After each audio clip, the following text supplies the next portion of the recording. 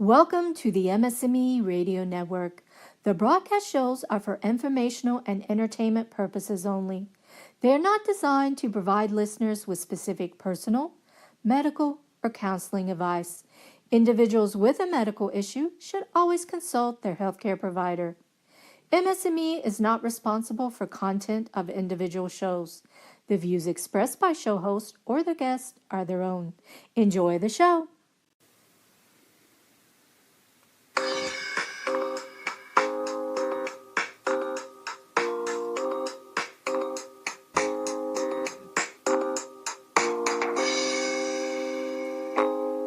Hi there.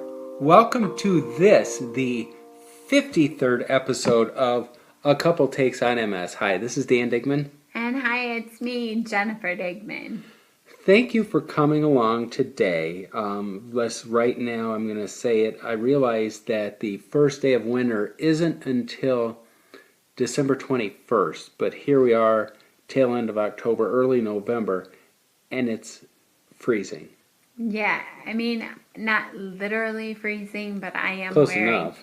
Yeah, good point. I'm wearing a long sleeve, sweater hoodie with a thermal shirt underneath. And you're also rocking a hoodie. I'm loving my hoodies. And it's just very cold, to the point that when we go outside, we remote start the car to warm it up a little bit. And I have brought my winter coat out of the closet, and I'm more often than not wearing that. Although this morning we were running a little late for church. Running late for church, and we were just like, it can't be that cold. Well, and it was, truly, here in Michigan, I guess it was 34 degrees, so it wasn't freezing, but it was cold. And that's where we thought for today, the fear with multiple sclerosis is always like, the heat sensitivity, and I'm so afraid of the heat, and I do terrible in the summer, and I can't go outside. I don't know if we give enough respect to the cold temperatures and the effects on MS. I honestly, I think that because cold weather maybe is not a phenomenon every state in the United States deals with, but just about every state deals with warm weather, it's easier to just poo-poo cold weather. But for any of us living in cold weather states, we know what an effect the cold has on our MS. And so with that today, what we're going to talk about and give you tips to overcome the MS winter woes. And I think that can, in dealing with things with the temperatures, with the seasonal disorders and things, and depression and everything, just some tips and suggestions that we've come up with that have worked for us in our years living with multiple sclerosis. We call this A Couple Takes on MS because we're a couple, and we both have multiple sclerosis. I was diagnosed about 19 years ago, and I have relapsing remitting MS. And I am really close to my 21st anniversary of my MS diagnosis. Yeah, you are. Yeah, it is right around the corner. And I am living with secondary progressive multiple sclerosis. And as a matter of fact, when I was diagnosed way back on November 14th, 1997, I had tickets to go see a Michigan football game, which is outside. The stadium, of course, is outside, and it's Michigan, and it's cold. House. Yeah, the big house. And yes. My neurologist said, "What do you think?" And, it's too cold to go sit outside for a football game. And that just kind of got me thinking, not back then, not 21 years ago, I was just blatantly honest. I was just really angry that this stupid disease was the reason I couldn't go see Michigan lay the smackdown on Ohio State and eventually get a piece of the national championship. But I knew then that multiple sclerosis was an annoying disease. I just had no idea how much of an impact it would make on my life and how seriously I had to handle it. And so I think just thinking about that right now, it makes me angry and long for the days of life before MS. But thank God I have you, Dan, to travel through this journey with the disease together. Well, I sound like I'm like, it's like you're I don't want to say settling for the worst of. I mean, really, it's just like life with MS, or at least you have it with me. No, Or I'm sorry, I didn't want oh to say no, it no, that no, way. it's It's just, you're my partner in oh, crime, absolutely and we no. I both. felt like I'm like the booby prize. I mean, I feel like, and so I No, pray. I mean I got the prize, but it's just the reality. You and I, we deal with this silly cold weather, and when it's cold, Dan, how does that affect your MS?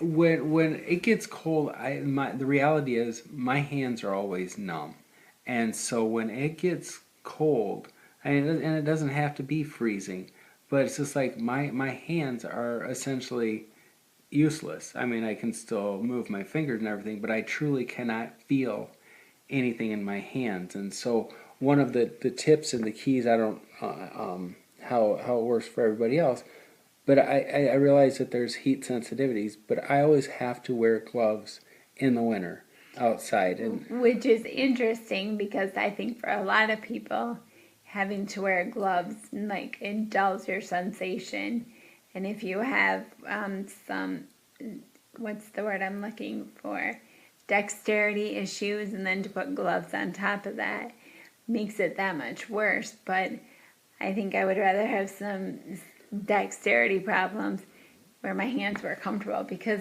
for you, Dan, when your hands are cold, it's painful, isn't it? it does. It hurts a lot. And then if you like miss something or like I don't like pumping gas in the winter. Yeah. I mean because We it, long for the days when people you could pay and they would pump gas yeah for you. yeah, and it's just like I mean I have to take the gloves off so that I have at least obviously my hands are warmer because they've been in the car, but then to go outside to be able to take the cap off and do everything with the gas tank and The insert the nozzle and credit card, everything. blah blah blah.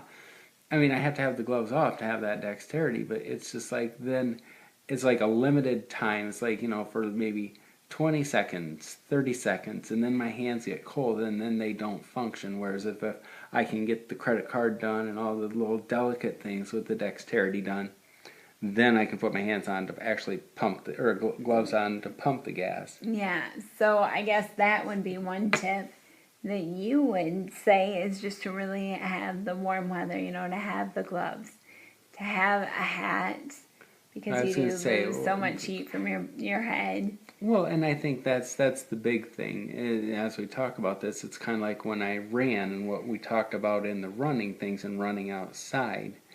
It gets cold and then your body gets hot.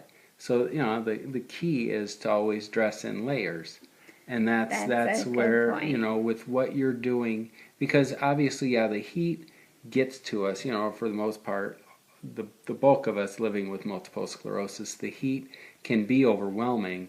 So with that, but at the same time, when the temperatures, you know, 30, 20, 10 degrees below Yeah. zero, you need to stay warm, and that protects yourself. So dress in layers so you can always take them off. I wear the gloves. I go out and shovel briefly to get take care of the details where the snowplow can't get it. And I'll wear the gloves and I'll wear a hat and I'll wear a coat and flannel and everything underneath. But eventually I get warm, and so I can take the gloves off because I have enough heat build up in my body that they're not needed. And even if you're not going outside, I know that sometimes we'll be watching TV at night in the house and it feels drafty or chilly. And just I'll put on a scarf. And as silly as that may sound, a scarf can get me a great deal of warmth, and it's just comfortable, again, like the hat. I've seen you cover your head when it's cold in the house. But then that's the beauty of a hoodie, because and I actually use it in the house. I mean, just because the heat, it has to get cold for the heat to get on. So it's like, and I think that helps to keep the heat costs down, because Right. you don't have the heat jacked up so warm that it's spewing out heat all the time and costing you an arm and a leg just to warm your house. And like you said, it's the end of October, and I'm sitting here with 2 pair of socks on because my feet are chilly. So that's another tip for layers, is don't forget your feet. Put on an extra pair of socks. or put on gloves and a scarf and a hat. So that's pretty common sense. But we also, I've seen those hand warmer, the little bags that I don't know if any of you are taking IV disease modifying therapy. If you can't get your vein to pop out, sometimes a nurse will break a little heat bag to warm your veins up. But it's a good idea if you can go to a sporting goods store and buy maybe 5 or 6 of those little bags, so that if, heaven forbid, you get, snowed out while you're driving, or you're outside and your hands get really cold, you can pop one of those little bags. Do you know what I'm talking Absolutely. about? Well, and they do a lot of like hunters and things, or like when people, sports fans, and they go to football games in the freezing cold. You have those things that you can at least to keep your hands warm. I mean, so you can still function. Right, and that is, I think they cost maybe $1.50. And you just pop open the bag, or you pop the bag, and the heat comes out. And that's a really good tip, just to quickly warm up your hands. And ditto for, don't underestimate the power of a hot cup of coffee, or, just like a warm breakfast just to start.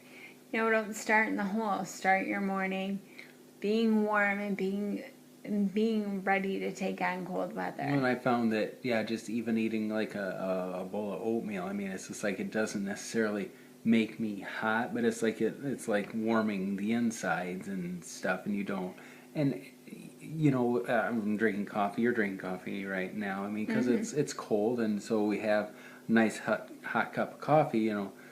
Got to be careful with that with the multiple sclerosis bladder, and that just opened up a whole nother can of worms. But I mean, it is just having that, or even just I mean, that's what's nice too.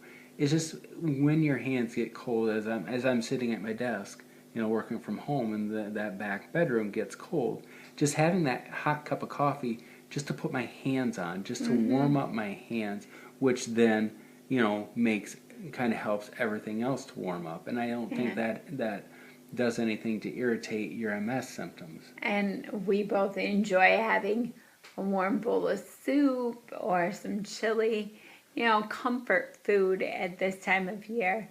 As it starts to get cold, you can't underestimate that. And just being warm on the inside, like you said, really helps. And don't let yourself, if possible, get cold. Don't start at a deficit. Don't start your day with freezing feet or cold extremities in your hands. You want to stay warm as much as possible, but within reason, because you don't want to go the other way where you get too warm. Well, and I think because what happens then is we all, tend to, go outside, go out into the garage where it's colder, and then come back into the heat, and that fluctuation in temperatures. And I'm not a doctor, but it just seems that that's when you run the risk of making yourself sick in the extreme temperatures. And of course, living in Michigan, we have those, and I know a lot of places in the country have these crazy swings in temperature, but it's not uncommon for Michigan to change 30 degrees in the course of 24 hours. And so that would be another one of our tips as we get into the winter season, is just, of course, stay healthy. Take your vitamin C and get plenty of sleep. Drink lots of fluids. Just wash your hands a lot.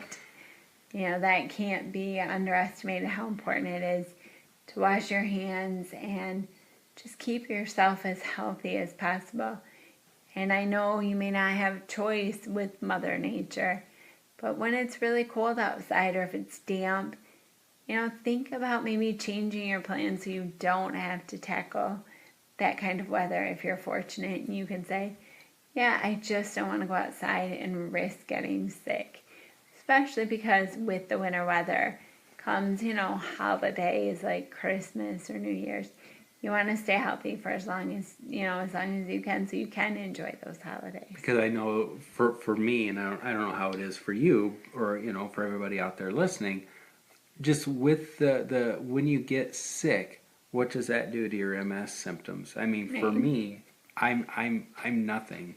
we've seen that, you and I, when, It really exaggerates your symptoms that you live with every day, but it just intensifies them. intensifies to where I truly can't. I mean, and that's where it becomes challenging to help you and transfers and everything, because I'm weaker than when I'm sick, or I truly can't feel my hands, and you just feel extra run down. And so it is just doing everything you can to stay healthy. And we're talking about this as people living with MS, but we also want to spread this message to caregivers or the people that are taking care of us. It's really important that they stay healthy so that they can help themselves and help the person that they're caring for. Because, colds go back and forth and they spread so easily. And making that little bit of proactive, hand washing and drinking fluids and just trying to stay in front of a cold, just don't let it get you if possible. I don't advocate for a flu shot.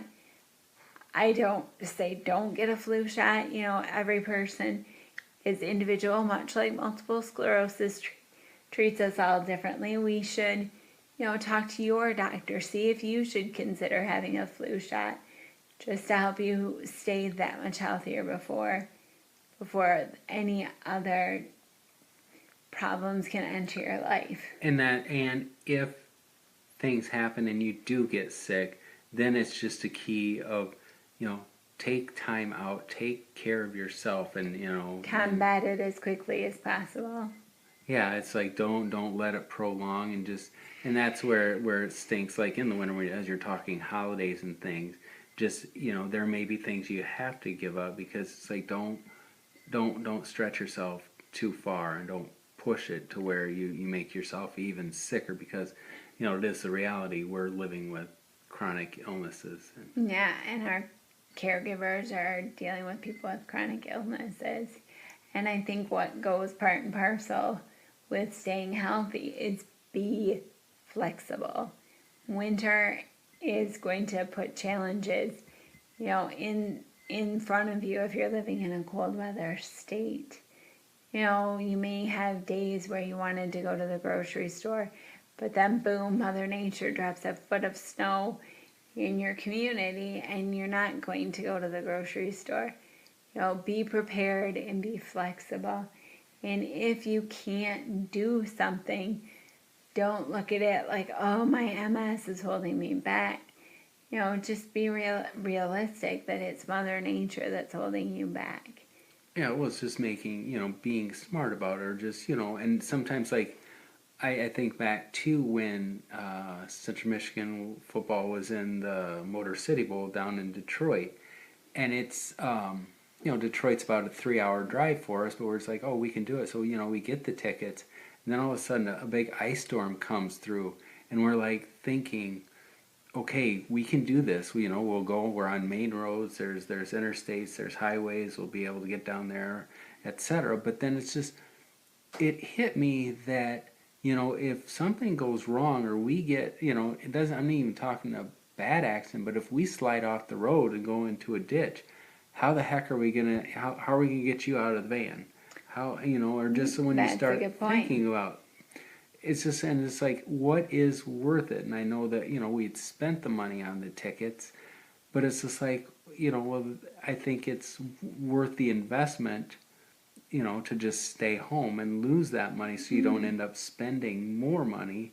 And I think what we did, we spent like $20 for a pizza delivered to the house and watched the game on TV. And that's the flexibility. We have a story because we didn't go to the bowl game, but we stayed at home and we have good memories of watching the game. And we're also safe. We didn't have to get a tow truck or stay in a hotel overnight because we couldn't drive home. So it is that flexibility that makes things more, more livable with a chronic illness. MS puts a lot of challenges in front of you, but you really, if you can be flexible and be willing to change plans, good times will come.